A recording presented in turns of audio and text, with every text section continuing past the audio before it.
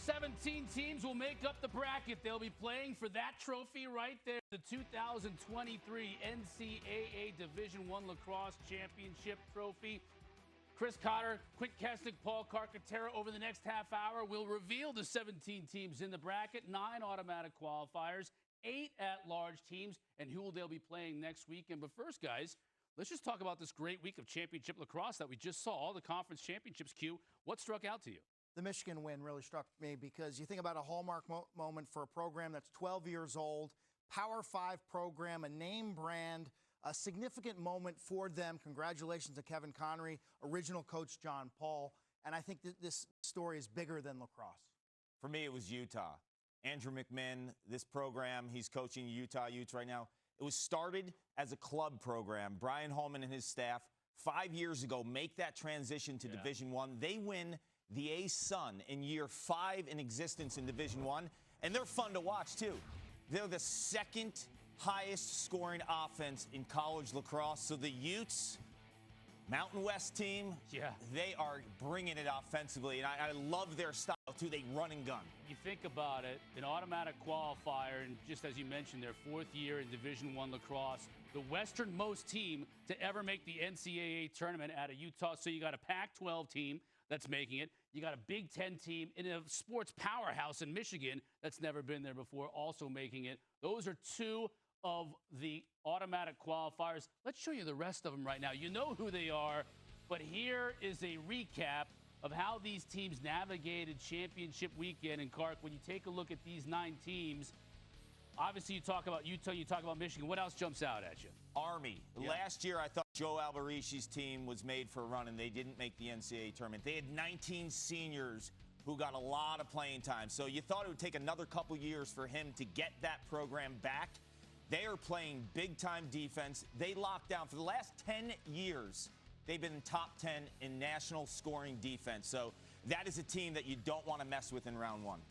Well, they're not an automatic qualifier, but you knew Duke was going to be one of the at-large teams. The ACC doesn't get an automatic bid, but when you're as good as Duke, Q, you get that bid anyways.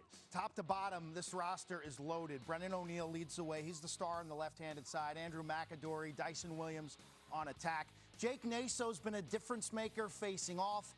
I like the defense a little better this year. Wilson Stevenson down below, and defensive midfield has been a major upgrade. Duke is the #1 overall seed, which means they get the winner of the opening round game, which is going to take place on May 10th between Delaware and Marist. This is the Delaware viewing party. They're the Colonial champs. They're at Buffalo Wild Wings, which I'm so jealous of. I wish I was there right now with them. You'd be taking in all that protein. Can you imagine that? Just taking their Buffalo Wild Wing order. I'll take the nuclear hot. I'll take the lemon pepper. And then I'll take a trip to the NCAA tournament as well. We used to road trip to Delaware, and it wasn't to go to Buffalo Wild Wings. It was to go to a bunch of other spots. I'll take a couple of their players. Ty Kurtz is a 45-goal, 20-assist, right-handed attackman who could sling and hit top corners. And Owen Grant will be a top 10 pick in the upcoming PLL draft on Tuesday. Very laid back, been there, done that. Yeah. They were in the tournament last year and pulled off the shocking upset of the first round, beating Georgetown in the Swamp. All right, let's see if the Marist Red Foxes are as laid back as the Blue Hens were in Buffalo Wild Wings. Marist also, we got a viewing party. Clark, you know all about this team. Yeah, there's 3 brothers, the Embry brothers from Yorktown, New York, my hometown. They are wonderful young men. They're lax rats. Their sticks are in their hands nonstop. The 2 oldest brothers, Jameson and Hunter, are 2 of their best scorers on that team. Jojo Pareca is another guy that really gets it done offensively. When they won the MAC championship, I thought that celebration was epic. And that's what May's all about. The conference champions celebrating and understanding the journey. Keegan Wilkinson and seniors who have bookended league titles as freshmen and now as 5th years. That opening game, by the way, will be on Wednesday in Delaware. As we continue with the bracket, Cornell with the 8th seed. So Cornell, a team that got bounced early in the Ivy tournament, a couple extra days rest maybe, and now they're in the 8th seed. Yeah, they have the nation's leading scorer in C.J. Kirst. And when you talk about a load to deal with, the aggressive style of his dodging from the attack spot is really unparalleled. He's a lefty, but he's matured, and now he has the right hand. He's almost unstoppable when you think about what he does, not only from space shooting, but developing his dodging game from the opposite side of the field. National finalist a year ago, stubbed their toe in the Ivy League tournament. I expect this team under Connor Busick to bounce back in a big way at home. And who will they play? This is important. Michigan. So Michigan, the Big Ten champs, will now head on the road to Ithaca and play the 8th seed Cornell on Sunday at 2:30. As you can see, the Wolverines, what a special celebration they had earlier today, winning the Big Ten title. This was a team that was sub 500 about 2 or 3 weeks ago, and they've gone on a magnetic run. They're really athletic. Michael Boehm and Josh Sawada on attack. I love their two-headed face-off monster. They've used a multitude of goalies and had a lot of success, and they've stood toe-to-toe. And something about this group, they've gotten over the mental hurdle. They believe they belong. They belong, and they are dangerous. This is a Death Star team that could be a bracket wrecker. Hunter Taylor, the freshman goalie, was phenomenal in the Big Ten championship game. They held Maryland to 5 goals. When you look at Michigan's run, to me, it's one of the biggest stories in lacrosse because last year they didn't win a Big Ten game, and now they are the Big Ten champs. And they won that Big Ten title yesterday. They've had a little bit of time to let it settle in. You see Duke as the #1 overall seed. Look at the #1 seeds over the last 5 years and where they ended up. Pretty good run amongst this crew.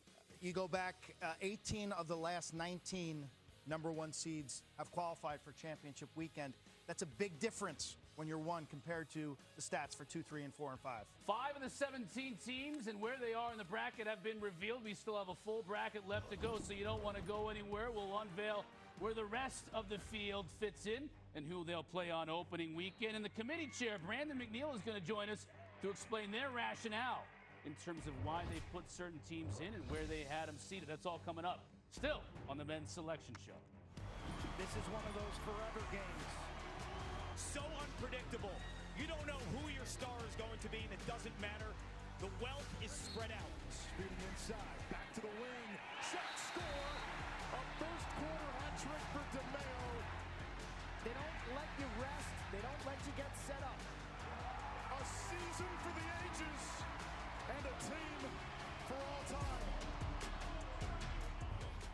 Well, Michigan Big Ten champs, Maryland, the runners-up, coming off a storied season, one of the greatest seasons in college lacrosse history. Last year, defending national champs, Q, they slide in as the 4 seed. You know, Maryland's had moments this year, in my eyes, where they've looked elite, and they've had other moments where they've stubbed their toe. I think, at its core, this is a defensive team led by Brett Makar and a freshman goalie, Brian Ruppel. I think Luke Weirman can win faceoffs and dominate possession time. They've got a lot of young faces on offense. Braden Erksa, still looking for that alpha athlete, and let's see how they react to being punched in the face in the Big Ten final. That magical run from a year ago, they lost 5 of their top 6 scorers. Okay, that's going to eventually catch up to you. And you see what, over the past few years, can the Terps repeat? It hasn't always been the case, and as a matter of fact, really rarely been the case other than Virginia. Who will Maryland play? It's going to be another at-large bid. Potentially, no, it's Army, so it's the champions of the Patriot League. And Brian Ruppel will be tested by Jacob Morin. He's got 32 goals on the season. This guy has a lefty hammer, run for the hills. It's going at about 105 miles an hour. And I mentioned earlier, this defense is built to stop teams. They're like a nameless defense that brings it all the time. And freshman Evan Plunkett, talk about a freshman midfielder making strides. 20 goals, 20 assists. They have all the pieces. Then the Will Coletti, Luke Weirman battle at the X will be one of the best in the first round. Coach Joe Alberici, Coach of the Year, give him the award. 19 seniors last year. They lose Brendan Nichtern. They got 12 wins, a conference championship. Dangerous in this bracket. Who's the 5 seed? Let's reveal the 5 seed then in this tournament. It's Penn State. So it's a team that had a regular season that was pretty amazing, but then come Big Ten tournament time, probably had a little bit of a disappointing finish. Massive turnaround for Jeff Tambroni yeah. and the Nittany Lions. I love the way they play offense when they get the ball moving with TJ Malone, the Trainer brothers, Jack and Matt. I think about Jack Posey on defense, just a monster, but their goalie, Jack Frasiano. Oh, yeah. This guy's making 15 stops a game. He's so cool, so calm, never flustered. A big moment to see Penn State back in the NCAA tournament after that tremendous team they had back in 2019.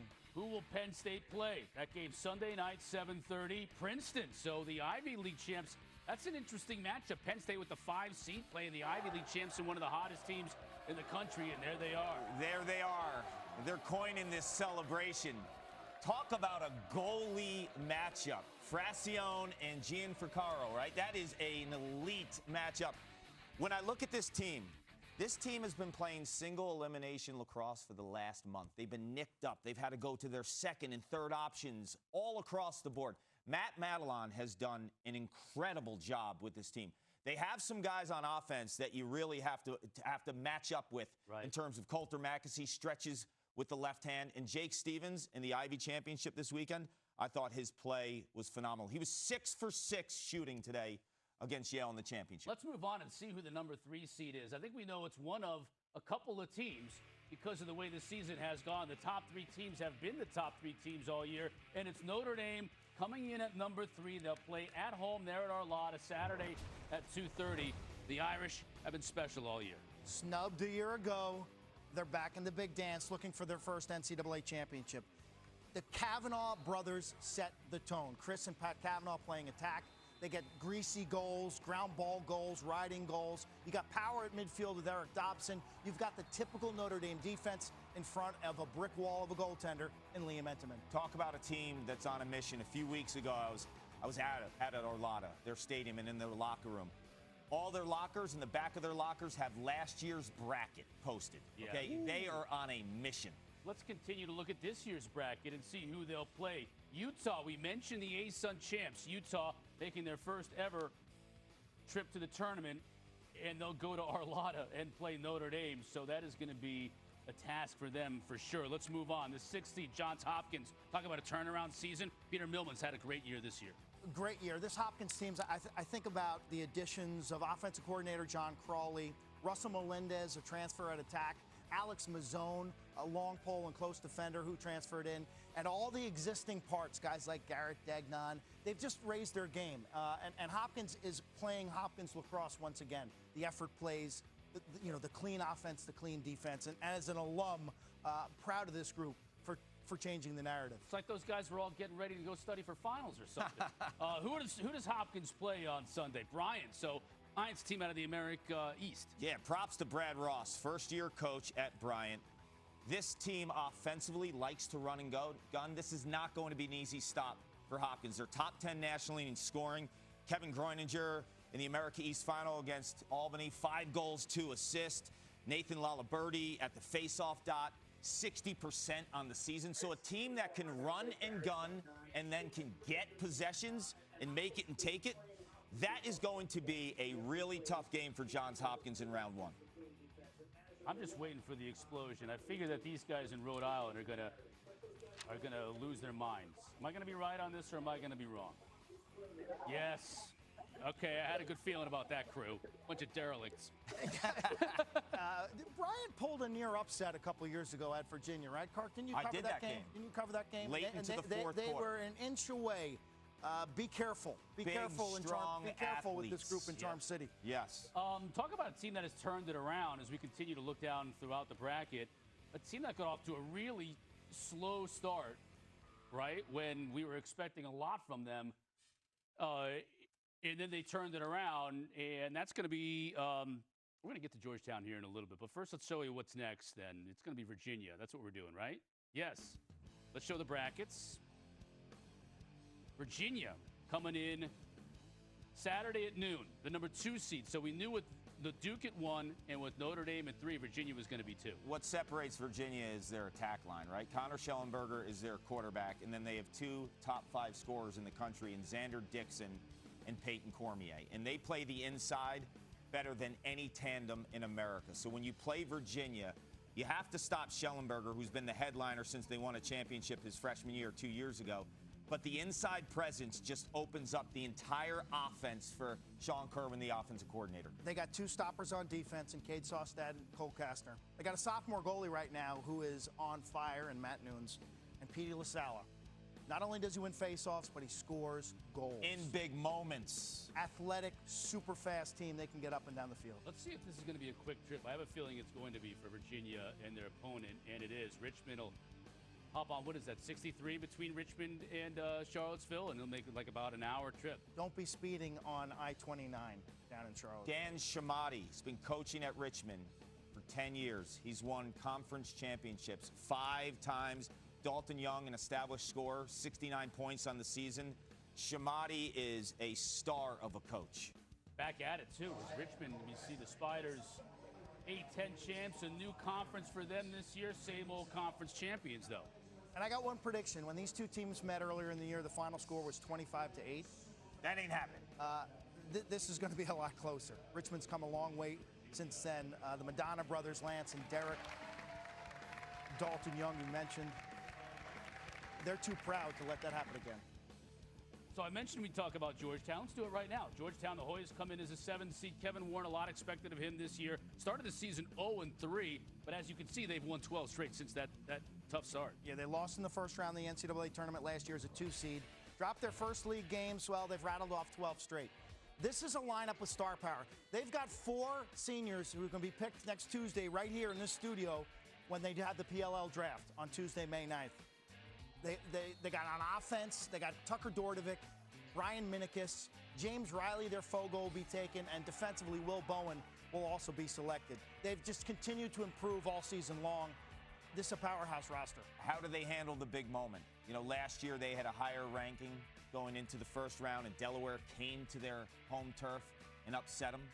This is a team that has a lot to prove because star power-wise, it's as good of a roster as any in the country. Let's see who's coming to their home turf to play them on Saturday, and it's Yale. Ooh, sigh of relief in New Haven. Yep. They're in. As the last reveal. Yes, and Yale was one of those bubble teams. Would it be Yale, would it be Penn, possibly Denver?